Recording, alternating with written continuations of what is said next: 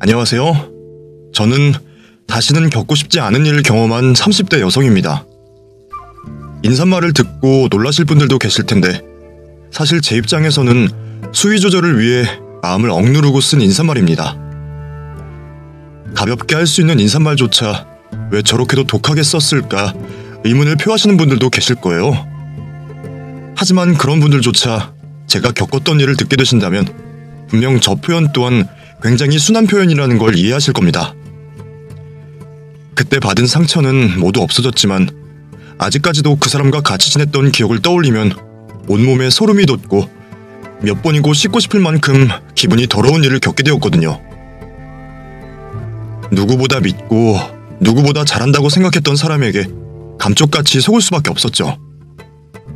다른 분들께서는 제발 저와 같은 일을 겪지 않기를 바라며 제 이야기를 시작해보겠습니다. 80년대 후반년생인 저는 그 시절 보통의 가정과 같이 평범한 집안에서 나고 자랐습니다. 복도식 아파트에서 자란 저에게는 어린 시절부터 다른 성별임에도 불구하고 가깝게 지내는 친구 한 명이 있었습니다. 같은 유치원은 아니었지만 어머님들 두 분께서 친하게 지내시다 보니 자연스럽게 가족들끼리도 가깝게 지내게 되었고 지금은 없어진 단어인 이웃사촌처럼 지내던 집안의 친구였어요. 인형놀이와 스티커놀이를 하기보다는 남자아이들처럼 뛰어노는 걸 좋아했던 저는 정체와 동네 주차장과 놀이터를 뛰어다니며 친하게 지냈어요. 부모님과 아이들까지 가깝게 지내다 보니 종종 다 같이 모여 식사를 하기도 했고 여름에는 같이 휴가도 보내곤 했죠. 그럴 때마다 양쪽 부모님들께서는 진담인지 농담인지 알 수 없는 짓궂은 장난을 저희에게 치시곤 했습니다. 시은이는 얼굴도 예쁜데 애가 밥도 잘 먹고 반찬 투정도 한 번을 안 하네. 시은 엄마는 좋겠어. 시은이가 말도 잘 듣고 밝아서. 우리 정체가 시은이 밥만 닮아도 내가 좀 편할 텐데. 정체 엄마가 시은이 본 모습을 못 봐서 그래. 보통 남자애들보다 더 난리야. 오히려 정체가 더 얌전한걸? 일주일만 시은이랑 같이 있어봐. 그러면 정체가 예뻐 죽을걸? 그래도 여자애가 소극적인 것보다는 활동적이고 진취적인 게 낫지. 나는 우리 시은이 같은 딸이 있었으면 하는데. 나야말로 정체처럼 얌전하고 똘똘한 남자아이가 아들로 있었으면 좋겠어. 그럼 이왕에 말 나온 김에 아들 딸 삼을 겸 우리 사돈이나 맺을까? 나야 좋지. 시은이같이 야무진 며느리 있으면 정체가 무엇을 하든 걱정이 안 되니까. 정체야, 너도 예쁜 섹시 생겨서 좋지? 이 다음에 너희들이 다 크면 결혼하는 거다. 우리 시은이는 좋겠네. 잘생긴 남편을 먼저 찜해놓고. 물론 부모님들께서 저희를 놀리려 한다는 건 알았지만 만약이라도 그런 일이 생길까 싶어 짜증도 내고 울음도 여러 번 터뜨렸습니다. 너무 어렸을 적부터 가까이 지내던 사이다 보니 가볍게라도 우리 사이를 이성의 관계로 이어주는 장난이 너무 싫더라고요. 그건 사춘기가 되어서도 마찬가지였죠. 서로를 이성으로 느낀 적도 없었고 친구 이상의 마음은 눈꽃만큼도 들지 않았습니다. 대신에 서로 무슨 말이든 터놓고 말할 수 있는 사이였어요. 서로가 동성 친구보다 편하게 고민을 이야기할 수 있는 상대였고 서로 좋아하는 이성 친구의 마음을 해석하고 설명해주는 사이로 정체와 지냈죠. 학교에서는 제법 괜찮은 외모로 평가를 받고 있는 우리 둘이었지만 항상 서로를 무척이나 징그러워하며 친구보다는 남매처럼 툭탁툭탁거리는 사이로 지냈습니다. 고등학생이 되면서 서로 다른 학교에 진학하게 되었지만 우리 둘 사이는 이전과 같았죠. 그러다 정체가 저희 학교 학생 중 한 여자아이를 눈여겨봤는지 그 아이의 연락처를 저에게 물어보더라고요. 평소에 언행이 좋지 않고 말도 소문도 많은 여자아이라 걱정이 되는 마음에 연락처 알려주는 것을 망설이게 되었습니다. 야 박시은, 빨리 걔 번호 좀 알려줘. 걔 말고 다른 애는 안 돼? 걔 소문도 안 좋고 너랑 어울리는 애도 아니야. 그건 내가 만나보고 판단하는 거지. 네가 뭔데 나한테 그런 말을 해? 너 혹시 나 좋아하냐? 그래서 걔랑 잘 되기라도 할까봐 번호 안 주는 거야? 오 박시은, 뭐? 아니, 내가 미쳤냐? 줄게. 당장 줄게. 아이씨, 대신에 너한테 무슨 소문나든 나랑은 절대 상관없는 거야. 정채의 말에 화가 났던 저는 될 대로 되라는 식으로 여자아이의 번호를 알려주게 되었습니다. 그리고 두 사람은 제가 번호를 주고 얼마 되지 않아 사귀게 되었죠. 서로 잘 만나는 것 같아 아무런 문제가 없는 줄 알고 있었는데 갑자기 정채와 사귀던 여자애가 저에게 오더니 이상한 말을 하는 게 아니겠어요? 야, 박시은, 너 걔 그런 애인지 알고 나 소개시켜줬니? 뭐? 갑자기 찾아와서 무슨 말이야? 둘 사이의 일이면 둘이서 해결해야지 왜 나한테 와서 난린데? 어쨌거나 너 때문에 걔랑 사귀게 된 거 아니야. 걔 원래 그렇게 변태처럼 구는 애야? 아직 정식으로 사귀는 것도 아닌데 그렇게 달려드는 놈이 어딨어? 무슨 소리야? 정채 말로는 너희 사귀기로 했다고 하던데. 사귀긴 누가 사귀고 있어. 그냥 서로 알아가는 단계였지. 너 설마 걔 성적 호기심 채워주려고 나 이용한 거니? 뭐? 너 정말 미쳤어? 솔직히 너 같은 애 정채에게 소개시켜주기 싫었어. 너도 알잖아. 너한테 어떤 소문이 돌고 있는지. 너 설마 정채를 꼬셨는데 넘어오지 않아서 이러는 거 아니야? 또 이상한 소문 날까봐 선수 치는 거 아니냐고. 주변 친구들이 말려서 그 여자아이와 다툼까지는 가지 않게 되었지만 저도 사건의 진실이 무엇인지 알고 싶었습니다. 그래서 학교를 마치고 정채에게 물어보게 되었죠. 야, 이정채, 내가 걔랑 사귀지 말라고 했지? 너 때문에 오늘 내가 무슨 일 겪었는지 알아? 너 솔직히 말해봐. 걔가 너한테 변태짓을 당할 뻔했다고 말하던데 그게 사실이야? 뭐? 변태짓? 무슨 소리야? 나야말로 걔가 먼저 내 몸을 만지려고 해서 뿌리쳤는데 그렇게 따지면 내가 성폭행 당한 거 아니야? 너는 어렸을 때부터 나를 봤으면서 그 말을 믿어? 안 믿지. 그래도 확실히 해야 할 거 아니야. 아이씨, 너 앞으로 진짜 조심해라. 또 똑같은 일 있으면 그때는 친구고 뭐고 없어. 피해를 당했다고 말하는 여자아이의 평판과 평소 언행이 워낙 나빠서 안 믿은 이유도 있었지만 제가 20년 가까이 봐온 정채는 절대 그런 행동을 할 친구가 아니었어요. 사춘기가 오면서 여자애들에게 관심을 가지긴 했지만 주위 다른 남자애들보다는 그 관심도가 월등히 낮았고 특히 여자애들에게 함부로 행동하는 애가 아니었거든요. 그런 이유로 여자아이가 자신이 피해자인 척한다고 생각했습니다. 대부분의 학생들도 여자아이에 대한 시각이 저와 비슷했고 평소 사교적이고 인기가 좋았던 정채가 그럴 리 없다고 다들 생각했죠. 이후에도 가깝게 지내던 정채와는 서로 다른 대학교에 진학을 하게 되었고 양쪽 집안 모두 이사를 가게 되면서 자연스럽게 멀어지게 되었어요. 물론 SNS 사이트로 서로가 올린 사진과 글을 읽으며 안부는 묻고 지냈지만 그마저도 얼마 지나지 않아 하지 않게 되었습니다. 활동적인 정채 주변에는 항상 여자친구들이 많아 보였고 저 또한 당시 남자친구를 사귀고 있던 중이라 괜한 오해를 사기 싫어서 조심스럽게 지내다 보니 연락이 소원해지게 되었죠. 그리고는 대학이라는 새로운 환경에 적응을 하며 바쁘게 살다 보니 서로의 존재를 잊고 살아가게 되었습니다. 가끔 엄마에게서 정채의 소식을 듣고는 했지만 그때도 별다른 생각 없이 흘려보냈던 것 같아요. 정채가 군대를 간다는 말을 엄마에게 들었을 때도 서로 아무런 연락을 하지 않았고 저 또한 그러려니 했습니다. 그러다 몇 년의 시간이 흐른 뒤 정채에게 연락이 왔어요.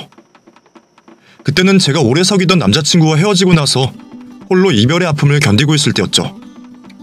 오랜만에 정채의 연락이 반갑기도 했지만 남자친구와 헤어진 이별의 슬픔을 잊어보려 바쁘게 살아가던 때라 일부러 더 홀로 있는 시간을 줄이려고 정채와 바로 만나기로 약속을 잡게 되었어요.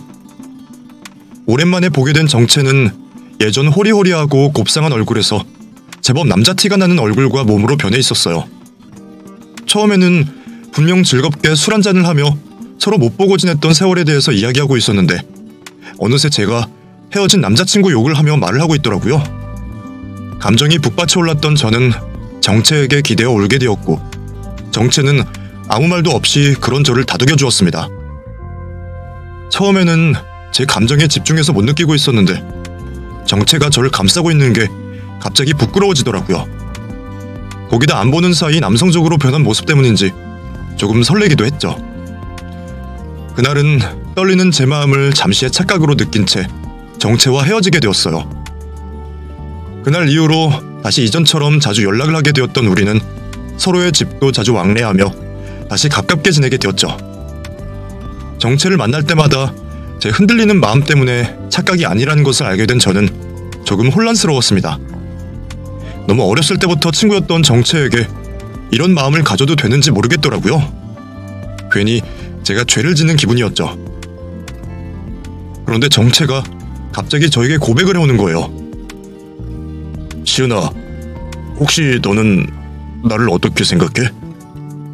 단 한 번이라도 나를 친구 이상으로 생각해 본 적은 없니? 그게 무슨 말이야?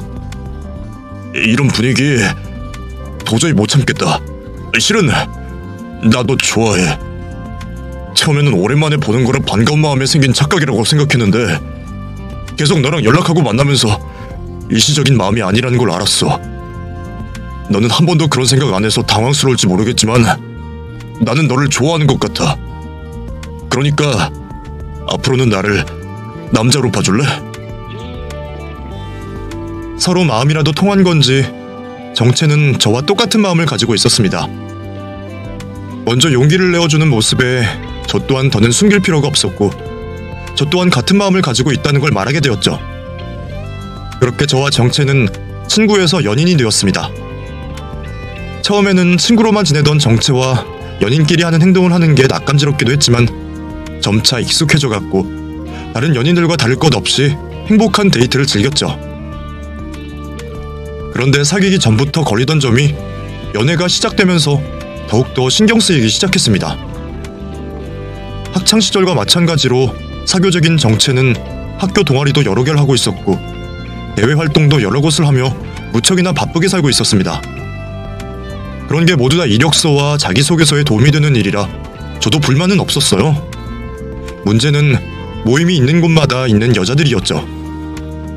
정채의 SNS와 메시지에는 너무 많은 여자들의 관심이 있었고 제가 신경 쓰지 않으려고 해도 어쩔 수 없이 보였어요. 한번 신경이 쓰이다 보니 신경을 안 쓸래야 안 쓸 수 없었고 저도 모르게 정채와 연락을 하는 여자들의 SNS를 타고 들어가 확인도 하게 되었죠. 한눈을 팔 아이가 아니라는 걸 알았지만 불안한 마음은 어쩔 수가 없더라고요. 그런 저를 보고 정채는 눈치를 챘는지 진정성 있고 믿음이 가는 말을 만날 때마다 해주었습니다. 물론 그에 맞는 행동도 해주었죠. 그런 모습과 어린 시절의 정채를 믿고 저는 더 이상 불안해하지 않았어요. 하고 있는 동아리와 대외 활동으로 무척이나 바쁜 남자친구였지만 다른 남자라면 신경 쓰지 않을 작은 기념일마저 챙겨주는 정채 때문에 큰 불만 없이 연애를 이어가게 되었습니다. 그러다 결국 저희의 관계가 부모님께 알려지고 말았습니다. 영원한 비밀은 없는 것인지 결국 양쪽 부모님께 들키고 말았네요. 아니나 다를까 저희가 부모님들의 관계를 염려해 비밀로 하기로 생각했던 것처럼 양가 부모님들은 친구에서 연인으로 발전된 저희의 관계를 걱정스러워하셨습니다. 부모님들끼리 오래 알고 지낸 사이였기에 괜히 저희 때문에 관계가 틀어질까 싶기도 하셨을 거고 저희가 헤어지기라도 해 상처를 받을까 걱정스러우셨겠죠. 대체 언제부터 만나기 시작한 거야? 예전에는 정채랑 결혼시킨다고 할 때마다 질색을 하더니 어쩌다가 이렇게 됐어? 어?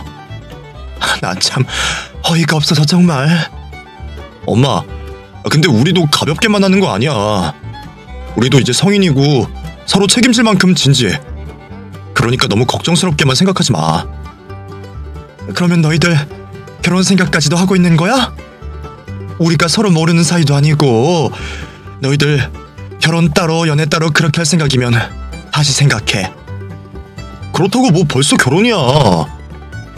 그럼 뭐 그 정도 각오도 없이 연애만 하다가 헤어지려고? 서로 진지하다면서 결혼 못할 건 또 뭐가 있니?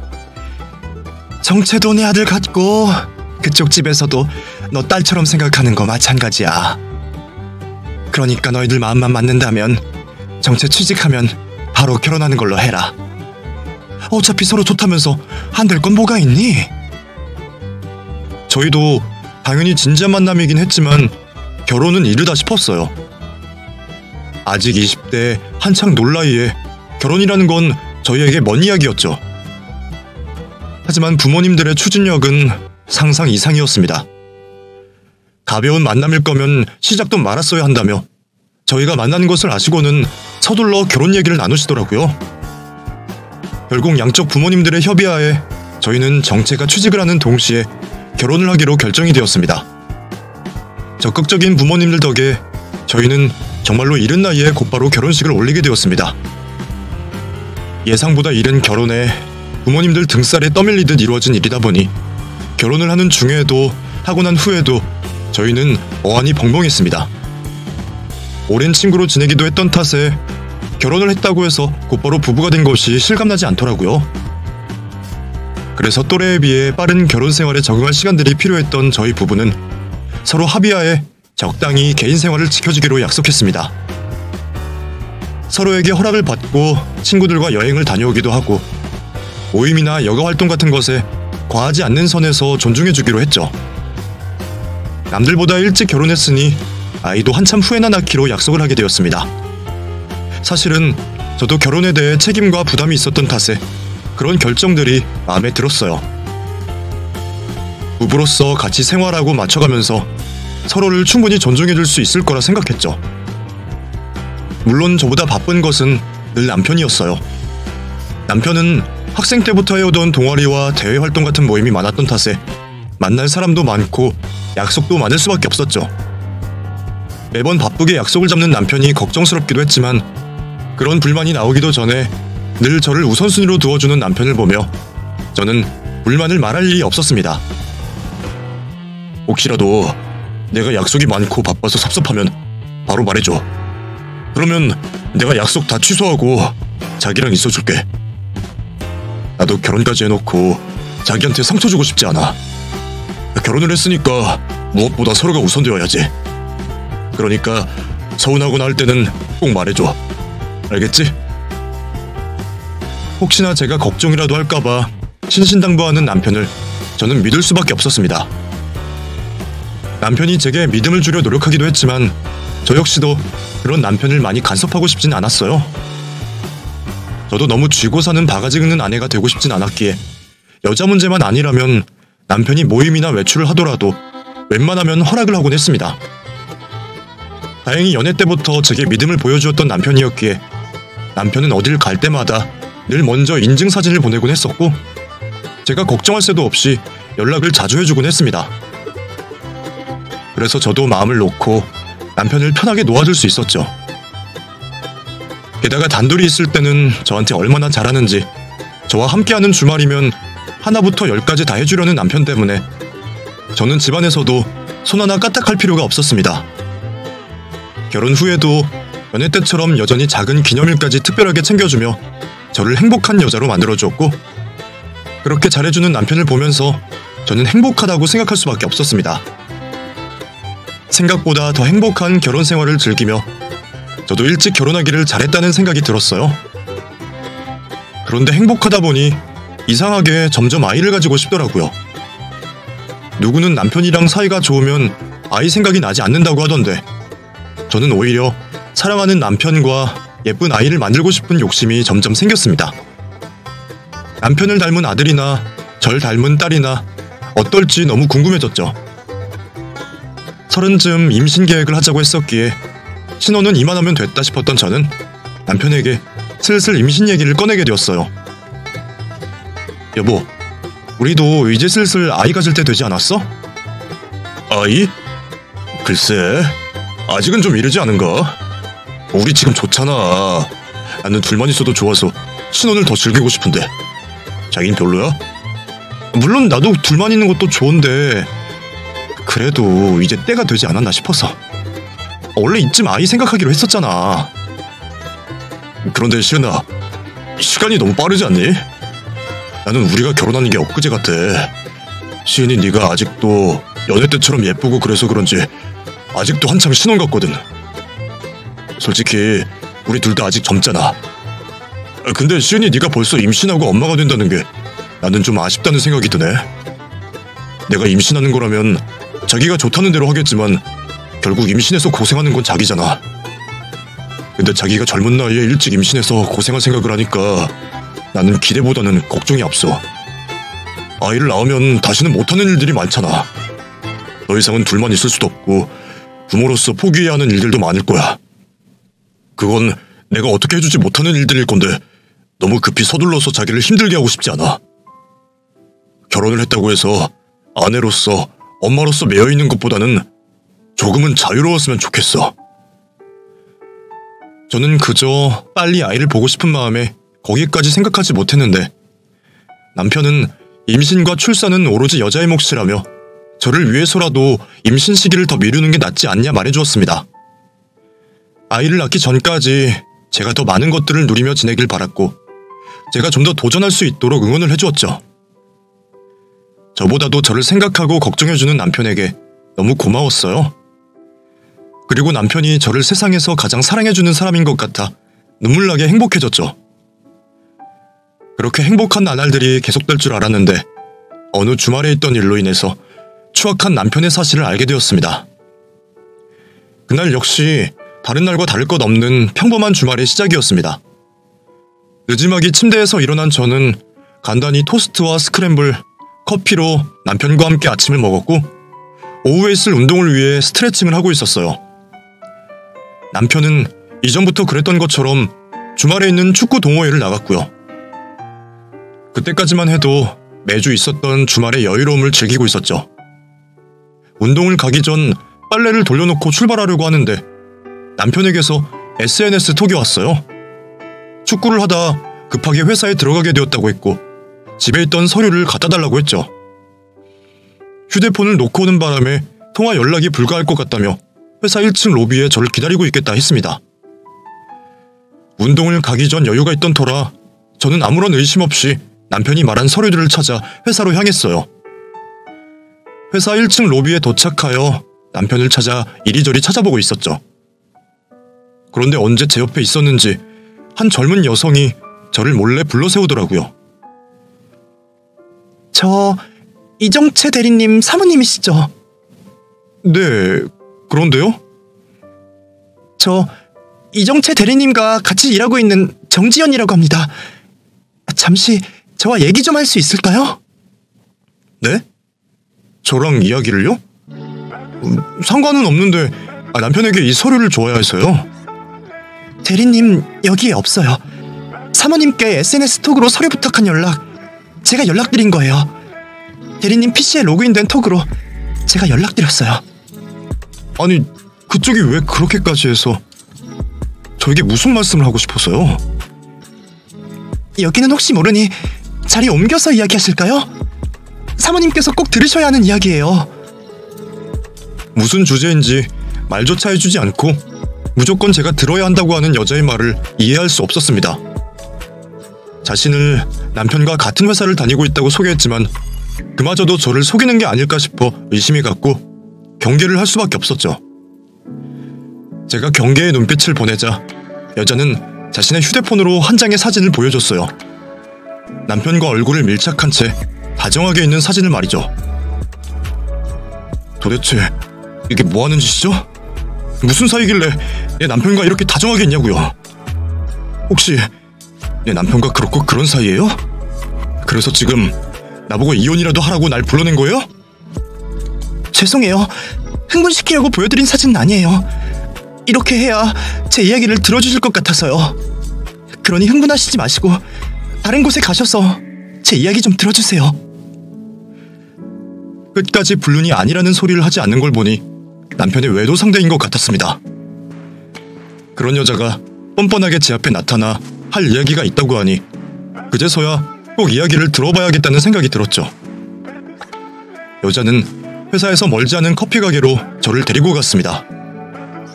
자리에 앉자마자 울먹이고 있던 여자는 자신을 노려보는 저에게 여러 장의 사진을 건네주더라고요. 각기 다른 아이들의 돌사진 모습이었죠. 뭐 하자는 건데요? 아까는 내 남편 사진을 보여주더니 이 아이들 사진 보여주는 건 또 뭔데요? 이 아이들이 전부 남편 아이라도 된다는 말이에요? 네, 사모님. 얘들 다 대리님 아이예요. 여기 사진에 있는 아이들 모두 대리님 아이라고요. 여자는 저에게 믿을 수 없는 대답을 하며 울음을 터뜨렸고 저는 당황스러운 상황에 지금 무슨 일이 벌어지고 있는지 이해하느라 바빴습니다. 도대체 지금 무슨 소리를 하는 거예요? 아무 말이나 한다고 다 말이 되는 줄 알아요? 한 명도 아니고 이렇게 여러 명이 내 남편 아이라고 하면 내가 믿을 것 같아요? 거짓말도 적당히 해야 믿지. 아니요. 전부 다 대리님 아이들 맞아요. 그리고 제 뱃속에도 대리님 아이가 있고요. 자신 또한 남편의 아이를 임신했다며 여성은 초음파 사진을 저에게 보여주더군요. 내 남편 증거라는 건 있어요? 지금 당신이 내 남편과 나 사이를 뜯어놓으려고 하는 속셈인지 모르잖아요. 그럼 제가 알고 있는 걸 모두 말씀드리고 그 증거들도 보여드릴게요. 그럼 믿으시겠어요?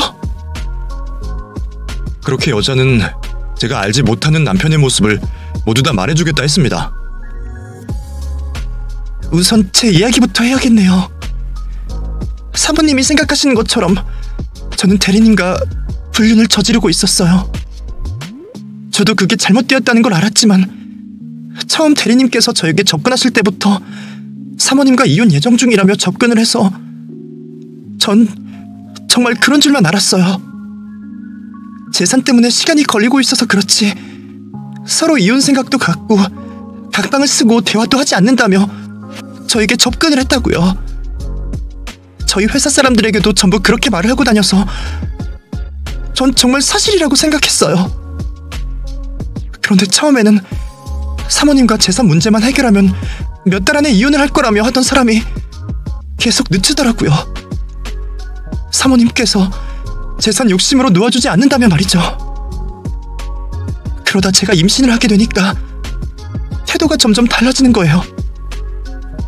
처음에 자기는 원래도 아이를 가지고 싶지 않다며 둘이서 살고 싶다고 협박도 했고 그러다 아이가 있으면 신혼생활도 없다며 회유도 하고요.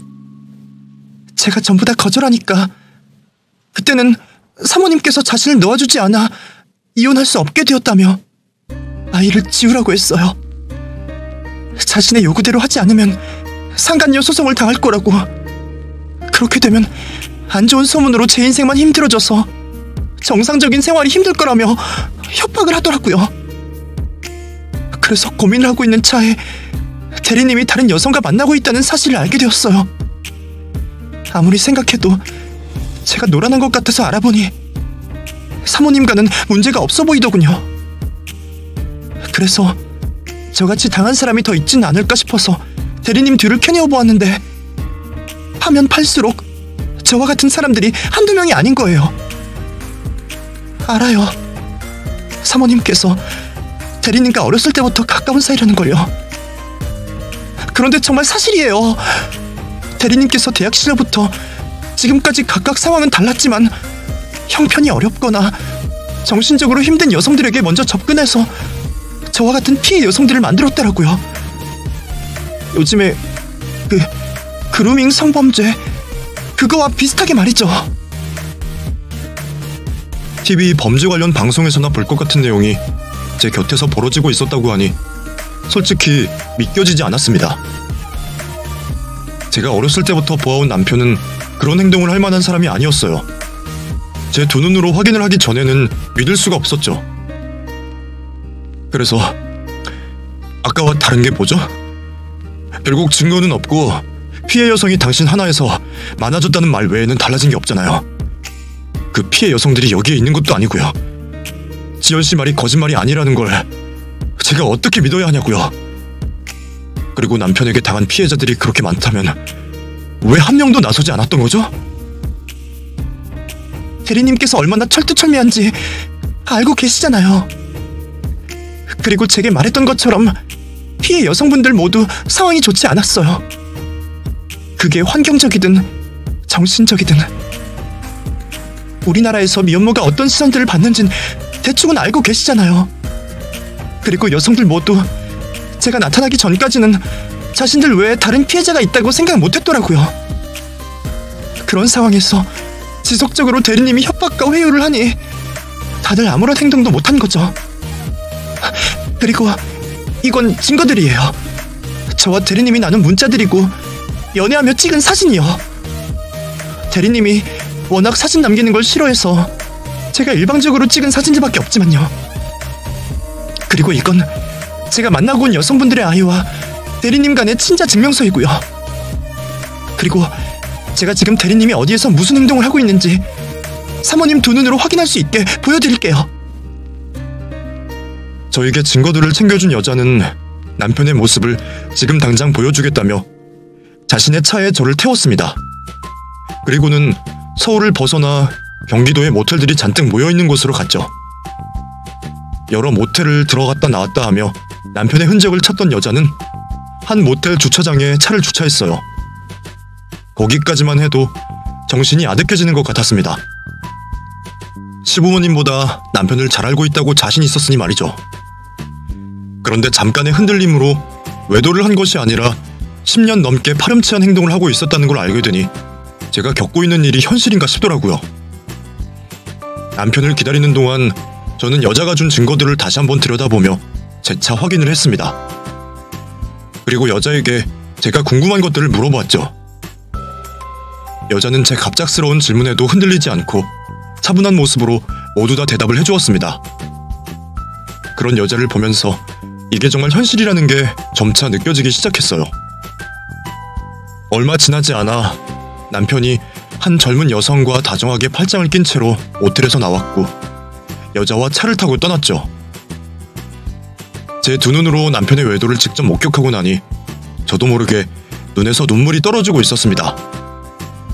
망연자실한 채 차 안에서 한참을 울고 있는데 여자가 저에게 말을 하더군요. 제가 사모님께 말할 입장이 아니라는 거 알고 있습니다. 상황이 어떻든 간에 관계가 확실히 끝난 사람과 연애를 시작했어야 하니까요. 저도 당연히 사모님께 용서를 구하지만 이해까지 바라지 않고 있어요. 나중에 상간녀 소송을 하신다고 해도 달게 받을 거고 진심으로 반성할 겁니다. 그런데 제가 진정으로 사모님께 찾아온 이유는 사모님도 저희와 같은 피해자라는 생각이 들어서 찾아온 거예요. 그래서 지금부터라도 정신 차리시라는 말씀 드리고 싶어요. 남편분 처벌을 원하신다면 이렇게 울고만 계신다고 해결되지 않아요. 지금도 놀라시기 전에 모텔에서 여성과 나오고 있는 남편분 사진을 찍으셔야죠. 저희 피해 여성들은 남편분에게 소송을 시작할 거예요. 그렇게 되면 어떤 식으로든 재산에 피해가 있으실 거예요. 그러니까 이혼 소송 먼저 하세요. 챙길 수 있는 재산 피해가지 않게 챙기시라는 거예요. 증거들은 저희가 가진 걸로도 충분할 겁니다. 저런 남편분을 끝까지 사랑하신다면 어쩔 수 없겠습니다만 아니라면 하루라도 빨리 이혼하시는 게 좋을 거예요. 당연히 남편과는 이혼을 할 생각이었지만 혼란스러운 상황에 정신을 놓고 있었는데 여자가 저에게 하는 말로 인해 정신이 확 들었습니다. 그녀의 말처럼 앞으로 정신을 차리고 남편의 거짓된 표정과 말에 속아 넘어가면 안 되겠다라는 생각을 하게 되었죠. 제가 사는 집까지 데려다준 여자의 차에서 내리기 전 여자에게 제가 가지고 있는 생각을 말했습니다. 제게 알리지 않고 진행했어도 될 텐데 알려줘서 고마워요. 야, 그 여자랑 이 결혼 유지할 생각 없어요. 애초에 그런 남자라는 걸 알았다면 절대 하지 않았을 결혼이니까요.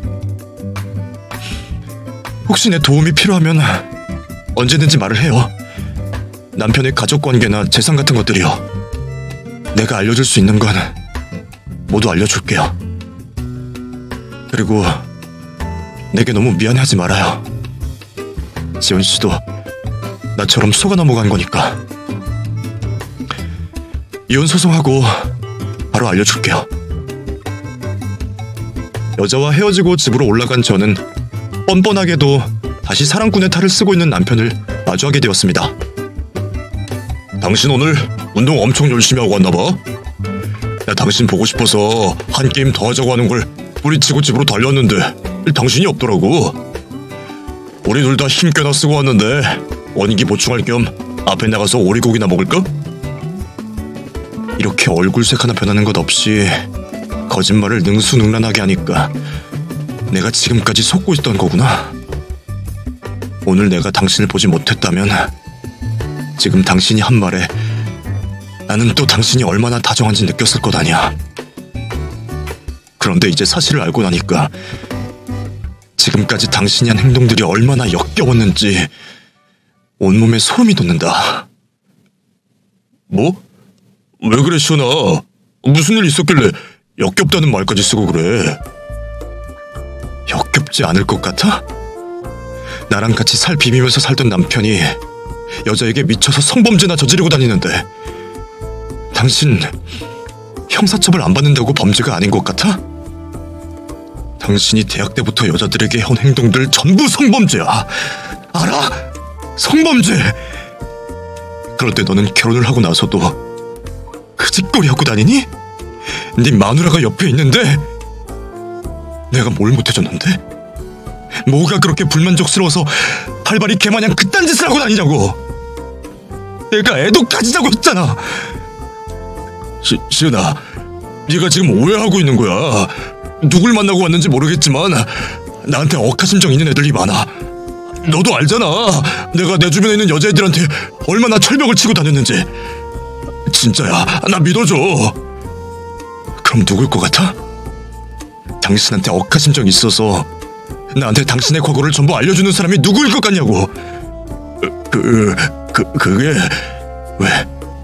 너무 많지. 전부 생각은 나? 당신이 위협하고 다독여서 입 다물고 있는 사람들 전부가 기억이 나냐고. 오늘 나 몰래 만나고 온 여자는 당신이 싸져지른 아이들까지 키울 자신이 있다고 해. 난 그럴 자신 없어. 나는 그 애들은 물론이고 당신같이 발정난 개처럼 사는 사람과 더는 같이 살 수 없다고. 당신의 과거를 모두 알게 된 이상 1분 1초도 살 수가 없어.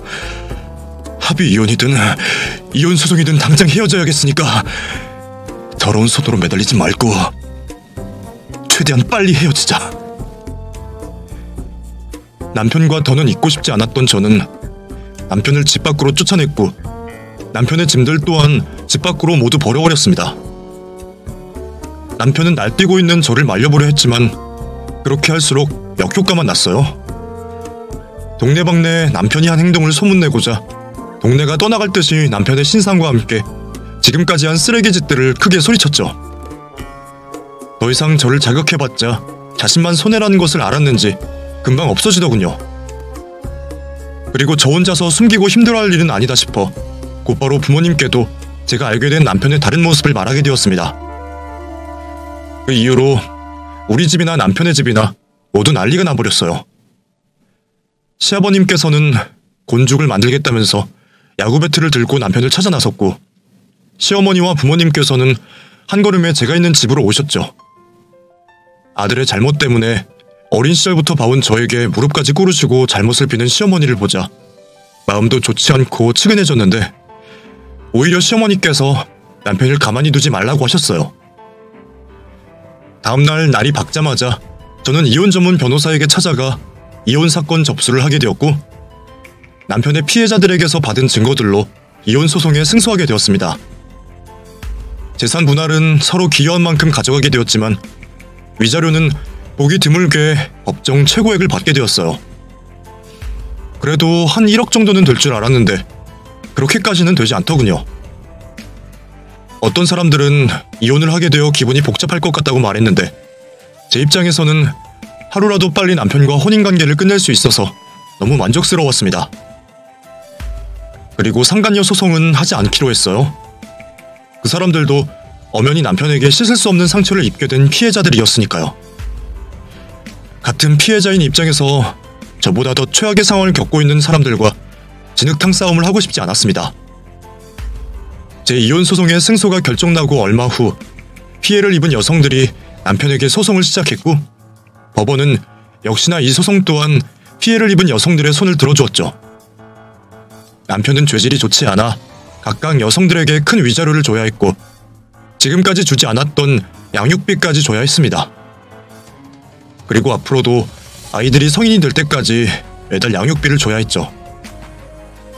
피해 여성들과 아이들이 너무 많은 이유로 남편은 결국 가지고 있던 모든 재산을 처분해야 했고 그걸로도 부족하여 시부모님에게 도움을 받게 되었습니다. 두 분께서는 절대 아들을 도와주고 싶지 않았지만 그 돈 모두 피해 여성들이 받을 거라는 생각이 들어 어쩔 수 없이 남편을 도와줬다고 하네요.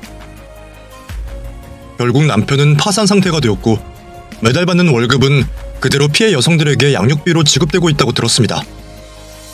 솔직히 그만한 게 다행이죠. 저뿐만 아니라 다른 피해 여성들 모두 법만 없다면 남편을 두들겨 패고 싶을 테니 말이죠. 그렇게 피해 여성들과 저는 남편과의 악연을 끊을 수 있게 되었습니다. 더 이상 과거에 매달려 있기 싫었던 저는 혼자 방구석에 틀어박히지 않고 최대한 많은 사람들과 어울리며 지냈어요. 주변 사람들도 오히려 제가 밝은 모습으로 지내자 어색한 위로는 생략하고 같이 보내는 시간을 즐겨주었죠. 그래서 큰 흔들림 없이 지낼 수 있었던 것 같아요.